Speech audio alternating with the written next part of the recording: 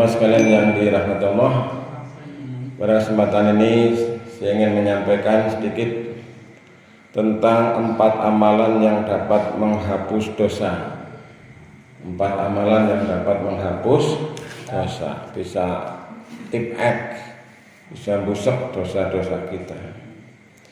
Yang pertama adalah taubat, atau kita kembali ke jalan yang benar. Jadi manusia itu tidak ada yang tidak berdosa. Kabeh wong duwe dosa. Sing orang duwe dosa sapa cowok. Wah. Tidak ada. Yang tidak berdosa itu hanya Nabi Muhammad SAW.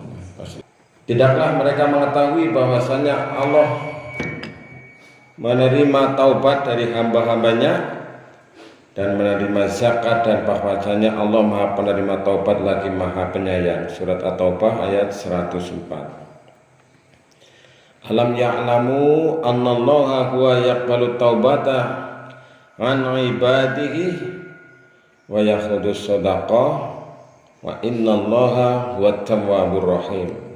Jadi kita hendaknya senantiasa bertaubat, memohon ampun kepada Allah Subhanahu wa taala. Ya Allah, kula nyuwun pangapura dosa kula kada sangat apa maring lagi zaman nomien. Ya biya pun tekanan di ora nanti kelalen bali mana blendi. Nah, saking akeh dosa.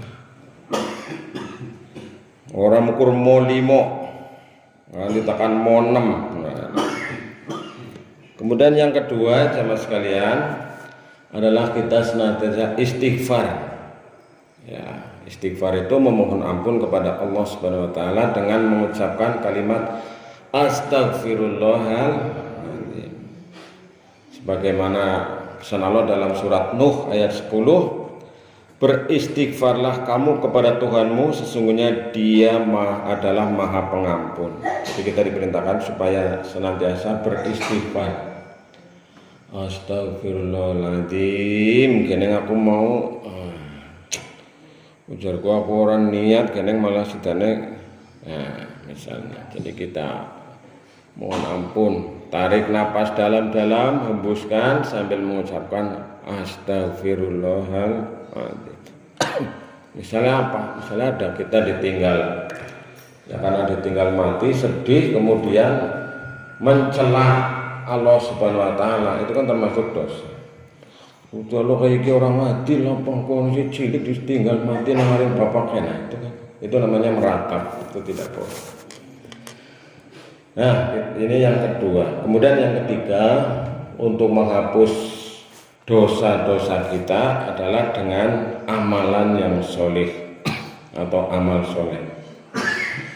Amal kebaikan atau amal soleh seperti mengerjakan ibadah, ya, ibadah ada sholat, ada zakat, puasa, haji dan lain sebagainya. Kemudian juga ibadah sunnah, ya seperti sholat sunat, kemudian juga ibadah-ibadah yang lain. Ya. Termasuk juga amalan soleh itu adalah menyenangkan orang lain. Membuat orang lain itu senang, itu termasuk salah satu dari amal soleh. Maka kita usahakan berusaha untuk menyenangkan. Alhamdulillah. Ya wain madem buri malah nang burine nang mik ya.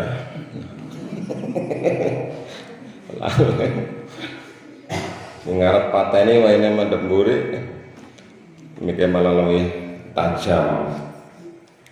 Jadi membuat orang lain senang dalam rangka kebaikan, nah itu termasuk ibadah.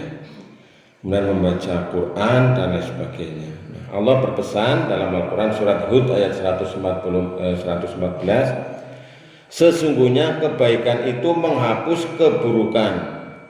Yang demikian itu adalah peringatan bagi orang-orang yang ingat. Jadi kebaikan itu bisa menutup keburukan. Jadi kalau kita pernah berbuat buruk, berbuat maksiat, maka harus ditutup dengan perbuatan baik. Ditutup, ajak walikannya. Perbuatan baik malah ditutup dengan perbuatan jelek. Jadi kebaikan itu sering saya sampaikan adalah masa depan, bukan masa lalu. Masa depan kita itu bagaimana nanti akhir kehidupan kita, apakah husnul khotimah apa su'ul khotimah. Husnul khotimah itu artinya kalau penjelasan kami bagus pungkasane. Akhirul kalam niku kalian wawasan la ilaha illallah. Nah niku termasuk tiang ingkang beruntung, ingkang dipun paringi kabegjan nyebut asmane Gusti Allah nalika badhe sedane. Maka dalam tafsir Ibnu Katsir disebutkan bahwa sesungguhnya melakukan kebaikan itu menghapuskan dosa-dosa yang telah silam. Nah, ini.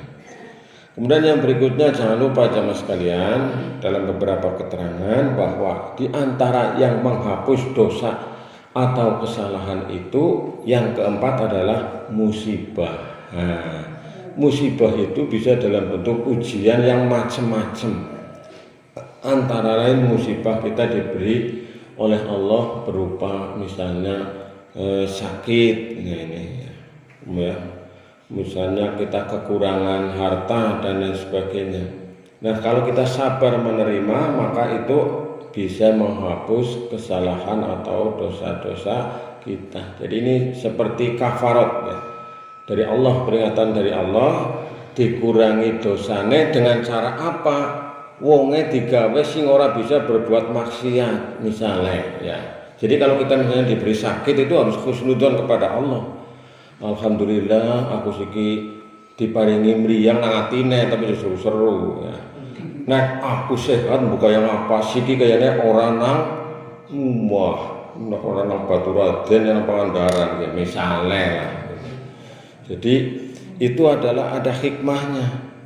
Maka dalam hadis riwayat Muslim Rasulullah Shallallahu Alaihi Wasallam menyampaikan tidak ada satupun musibah yang menimpa seorang Muslim berupa duri atau misalnya melainkan dengannya Allah akan mengangkat derajatnya atau menghapus kesalahannya. Jadi setiap musibah yang menimpa kita harus kita terima dengan ikhlas, dengan sabar, karena itu diantaranya adalah untuk menghapus dosa-dosa kita. Bahkan dalam hadis riwayat Bukhari Muslim disampaikan bahwa tidaklah seorang muslim tertimpa suatu penyakit dan sejenisnya melainkan Allah akan menggugurkan bersamanya dosa-dosa seperti pohon yang menggugurkan daun-daunnya.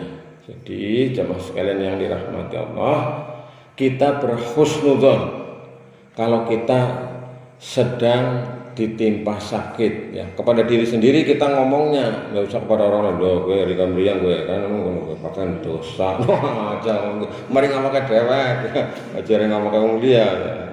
Artinya nasihat-nasihat itu kan lebih banyak sebenarnya adalah kepada diri kita masing-masing ya. Mari gue ngoreksi, mari ngawak ke dewek termasuk kayak bulan ini untuk mengoreksi. Jadi segala macam musibah ini di satu sisi itu merupakan ujian, di sisi lain juga merupakan salah satu penebus dosa-dosa kita. Yang penting kita sabar dalam menerimanya. Inilah jemaah sekalian yang dirahmati Allah, sebagai peringatan bagi kita 4 hal yang bisa menghapus dosa-dosa kita. Yang pertama adalah taubat, yang kedua istighfar, yang ketiga adalah amal soleh, kemudian yang keempat adalah musibah. Mudah-mudahan yang saya sampaikan ini menjadi peringatan bagi kita. Mari kita akhiri dengan bacaan hamdalah. Alhamdulillah. Assalamualaikum warahmatullahi wabarakatuh.